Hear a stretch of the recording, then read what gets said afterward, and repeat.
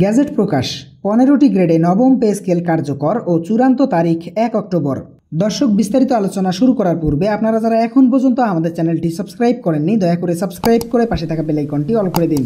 আজ 2015 সালের অষ্টম বেতন স্কেলে 20 গ্রেড বাতিল করে নতুন আঙ্গিকায় গ্রেড সংখ্যা কমানো হয়েছে। অর্থ মন্ত্রণালয়ের নির্দেশক্রমে 15টি গ্রেড যৌক্তিক বলে সিদ্ধান্ত গৃহীত হয়। বাংলাদেশের 14 লক্ষ সরকারি চাকরিজীবীদের নবম পে স্কেল বাস্তবায়ন করার পাশাপাশি অবসরপ্রাপ্ত সরকারি কর্মকর্তা ও কর্মচারীদের জন্য থাকছে বিশেষ ভাতা। যারা অবসরে আছেন তাদের জন্য ভাতা বৃদ্ধি করা হয়েছে। পে কমিশনের চেয়ারম্যান জাকির আহমেদ খান বলেছেন, অর্থনৈতিক মোকাবেলায় অবসরপ্রাপ্ত সরকারি কর্মকর্তা ও কর্মচারীরা অনেকটাই হতাশ অবস্থায় আছেন, তাই তাদের জন্য নতুন খসড়ায় ভাতা বৃদ্ধি করেছে কর্তৃপক্ষ। সরকারি চাকরিজীবীদের 12টি গ্রেডে 1.4 অনুপাতে বেতন কাঠামো সাজানোর পরিকল্পনা হাতে নিয়েছেন পে কমিশন। সরকার 15টি গ্রেডে 1.4 অনুপাতে একটি ইনসাফ ভিত্তিক বেতন স্কেল বাস্তবায়ন গঠন করেছেন। চিকিৎসা ভাতা, শিক্ষা ও যাতায়াত ভাতা বৃদ্ধি করা হয়েছে বলে জানিয়েছেন পে কমিশন। শিক্ষা ভাতার ক্ষেত্রে এক সন্তানের জন্য 3,000 টাকা এবং একাধিক সন্তানের জন্য 6,000 টাকা নির্ধারণ করা হয়েছে।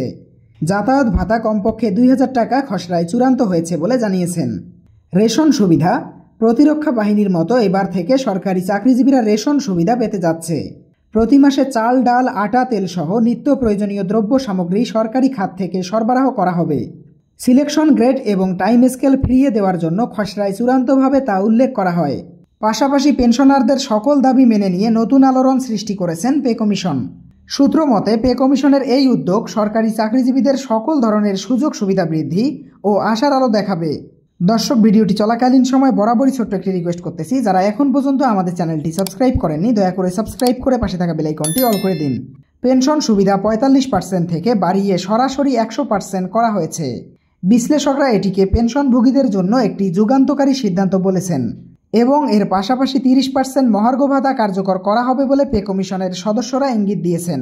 সবকিছু বিবেচনা করে প্রধান উপদেষ্টা ডক্টর ইউনূস চূড়ান্তভাবে অনুমোদন দিয়েছেন। এই মাসেই বেতনের সঙ্গে নতুন পে স্কেল কার্যকর করা হবে বলে শতভাগ নিশ্চয়তা প্রদান করা হয়েছে। নতুন বেতন স্কেল সরকারি চাকরিজীবীদের জীবনযাত্রার মান উন্নয়নে গুরুত্বপূর্ণ ভূমিকা রাখবে বলে মনে করা হচ্ছে। তবে চূড়ান্ত ঘোষণা আগামী 1 অক্টোবর একটি গ্যাজেট প্রকাশের মাধ্যমে জানিয়ে দেওয়া হবে। সরকারি সূত্র আরও বলছে, এবার এমন একটি কাঠামো তৈরি করা হচ্ছে যা দীর্ঘমেয়াদে টেকসই হবে এবং অর্থনীতিতে বাড়তি চাপ না ফেলে কর্মচারীদের জন্য একটি স্থায়ী আয়ের নিশ্চয়তা দিবে। সম্প্রতি প্রধান উপদেষ্টা ডক্টর ইউনূস জরুরি বৈঠকের মাধ্যমে সরকারি চাকরিজীবীদের নবম পে স্কেল আগামী 1 অক্টোবরের মধ্যে কার্যকর সিদ্ধান্ত জানিয়েছেন। রাজনৈতিক বিশ্লেষকরা বলছেন, নবম পে স্কেল কার্যকর হলে এর প্রভাব শুধু চাকরিজীবীদের ভেতর সীমাবদ্ধ থাকবে না, বরং দেশের সামগ্রিক অর্থনীতিতেও ইতিবাচক প্রভাব ফেলবে। তাই তাদের মতে এমন একটি কাঠামো তৈরি করতে হবে যা ধাপে ধাপে বাস্তবায়নযোগ্য এবং ভারসাম্যপূর্ণ হবে। দর্শক, আজকের ভিডিওটি এই পর্যন্তই। আশা করি ভিডিওটি থেকে অনেক গুরুত্বপূর্ণ তথ্য জানতে পেরেছেন। সরকারি চাকরিজীবীদের নবম পে স্কেল সহ যাবতীয় আপডেট সবার আগে জানতে আমাদের চ্যানেলটি সাবস্ক্রাইব করে পাশে থাকা বেল আইকনটি অল করে দিন।